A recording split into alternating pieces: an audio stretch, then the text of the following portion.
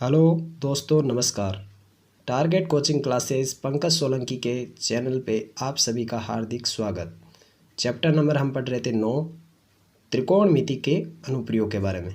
तो आइए question number second हम देखते हैं। क्या है आपका सेकंड नंबर क्वेश्चन? तो क्वेश्चन को पहले देखते हैं। क्वेश्चन आपका सेकंड है, आंधी के कारण एक पेड़ टूट जाता है और टूटा हुआ भाग इस तरह से मुड़ जाता है कि पेड़ का जो शिखर होता है वो ज़मीन को छूने लगता है और इसके साथ वो कितने डिग्री का कोण बना रहा है? 30 डिग्री का कोण बना रहा है। पेड़ के पाद बिंदु से दूरी जहाँ पेड़ के शिखर के ज़मीन को छूता है वो 8 मीटर है। तो पेड़ की ऊंचाई आपको h ज्ञात करनी है। तो देखिए, मान लेते हैं आपका पेड़ था ये आपकी थी भूमि। पेड़ हवा यानी कि जो ये पेड़ था आपका, ये पेड़ अपने बीच में से यहाँ से टूट जाता है और जो टूटा हुआ भाग था वो इस प्रकार से गिरता है कि यहाँ पे ये कोण बनाने लग जाता है इसके साथ, यानी कि ज़मीन जो आपकी ज़मीन है उसके शिखर से क्या करता है? छूने लग जाता है।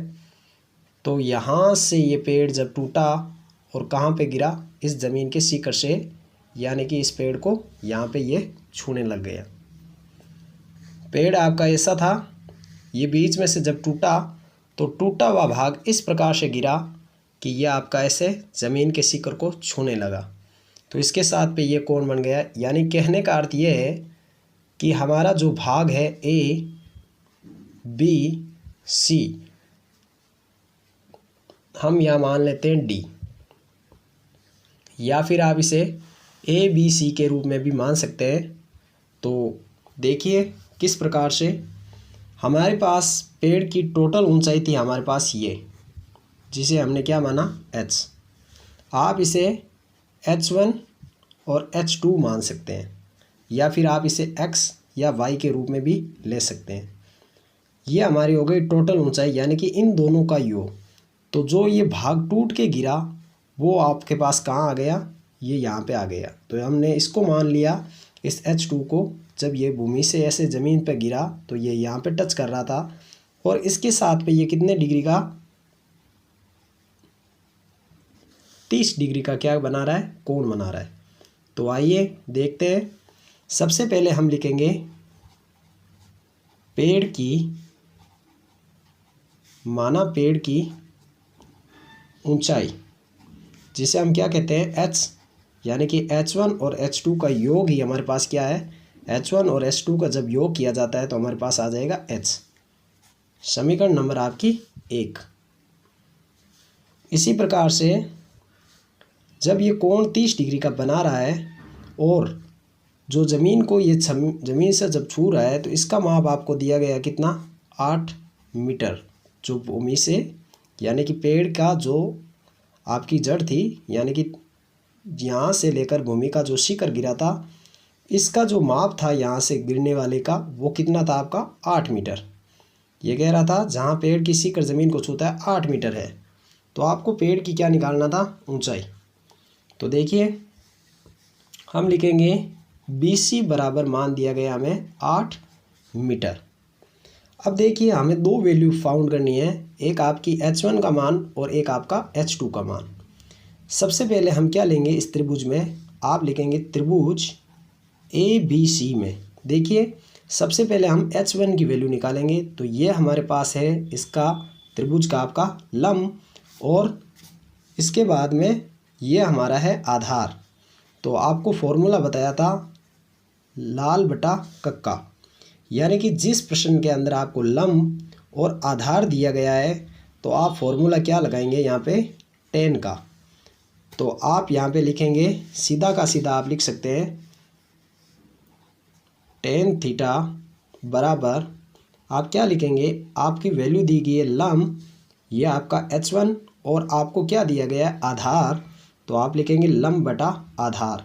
ये किसका फॉर्मूला होता है? ये आपका tan थीटा का सूत्र होता है। तो tan का मान आपको दिया गया है कितना? 30 डिग्री बराबर लंब का मान आपका कितना है? तो लंब आपका है h1 और आधार आपका है 8 मीटर। तो tan 30 का मान रखेंगे हम, तो tan 30 डिग्री बराबर होता है 1/√3। ये 10 का मान, तो यहाँ वैल्यू रखेंगे हम 1/√3 बराबर h1/8। यहाँ फिर हम करेंगे क्रॉस मल्टीप्लाई यानी कि तिरछी गुणा। 8 को जब 1 से किया तो 8 बराबर h1√3, या हमें h1 की वैल्यू निकालनी, ये √3 गुणा में तो इधर करेंगे तो ये आ जाएगा पक्षांतरण में। ये आपका हो गया समीकरण नंबर 2, क्योंकि हमें h1 और h2 दोनों की वैल्यू आपको क्या करनी है, फाउंड करनी है। तो अभी तक हमारे पास h1 की वैल्यू आई है। तो देखिए इसी प्रकार अब हमें क्या निकालना है, ये आपको दिया गया है करण और ये आपको दिया गया है क्या, आधार। तो जब आपको आधार बटा करण या फिर करण बटा आप आधार ले सकते हैं, तो जब आपको आधार और करण दिया गया है तो आप किसका सूत्र लगाएंगे, कोस 30 डिग्री बराबर, कोस का सूत्र क्या होता है, कोस का सूत्र होता है आधार बटा करण। कोस 30 का मान आपका होता है,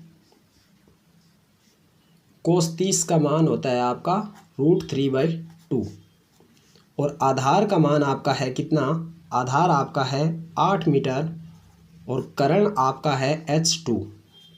यहाँ पे हम करेंगे तिरछी गुणा, तो यहाँ हो जाएगा √3h2, और 8 को जब 2 से गुणा करेंगे तो 8 दूए 16, यानी कि h2 बराबर 16/√3। ये समीकरण नंबर आपकी 3। हमारे पास h1 की वैल्यू आ गई हमारे पास समीकरण 2 से 8/√3, और हमारे पास h2 की भी वैल्यू हमें प्राप्त हो गई 16/√3। हमने समीकरण 1 में माना था जब हमें h1 और h2 का मान का योग प्राप्त हो जाए तो वो ही वैल्यू आपकी क्या हो जाएगी, पेड़ की आपकी ऊंचाई प्राप्त हो जाएगी। तो देखिए हम लिखेंगे समीकरण 1 से, मान रखिए h बराबर क्या होता है आपका 8/√3 और 16/√3। जब हम इनका एलसीएम लेंगे तो आ जाएगा √3, तो यहाँ पे हो गया 8 + 16 = 24/√3। अब देखिए ये संख्या में इस प्रकार से प्राप्त हुआ है, यानी कि 24 के अंदर आपको देखना है कि इस 3 का हमारे पास क्या हो रहा है। जब 3 का इसमें भाग जा रहा है तो आप लिख सकते हैं √3 का हर का परमीकरण करेंगे आप, यानी कि √3 और √3 को अंश व हर से हम क्या करेंगे, गुणा। जब 3 यानी कि ये पूर्ण रूप से 3 बनेगा आपका, तो इस 3 का इस 24 में भाग चला जाएगा, तो आप इसे लिख सकते हैं 24√3, और ये हो गया आपका √3 × √3 क्या होता है आपका पूरा 3 होता है। 3 की टेबल से आपने जब 24 को काटा तो यहाँ आपको प्राप्त हो गया 8√3 मीटर। तो ये आपको क्या हो गई, इस पेड़ की ऊंचाई प्राप्त हो गई। तो इसी के साथ आपका सेकंड सवाल कंप्लीट हुआ। धन्यवाद।